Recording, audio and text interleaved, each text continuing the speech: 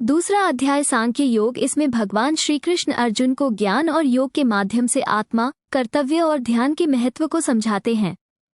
इस अध्याय का सारांश, अर्जुन युद्ध में प्रियजनों को देखकर विचलित होता है और दुविधा दुख को श्री कृष्ण को बताता है। भगवान श्री कृष्ण उनके क्षत्रिय धर्म और कर्तव्यों का पालन करते हुए युद्ध को उचित कहते हैं, जो स्वर्ग के द्वार खोल सकता है।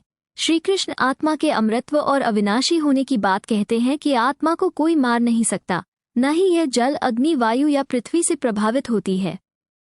आत्मा न जन्म लेती है न मरती है, ये सदा स्थायी और अपरिवर्तनीय है। भगवान श्री कृष्ण सांख्य योग, जिसमें ज्ञान और विवेक द्वारा आत्मा की वास्तविकता को समझना है, वे अर्जुन को कहते हैं कि जो आत्मज्ञान को प्राप्त करता है संसार के दुखों से मुक्त हो जाता है। वे कहते हैं सुख दुख, लाभ हानि, जय पराजय में समान रहने वाला सच्चा योगी है। ऐसा व्यक्ति स्थिर बुद्धि से मोक्ष की प्राप्ति करता है।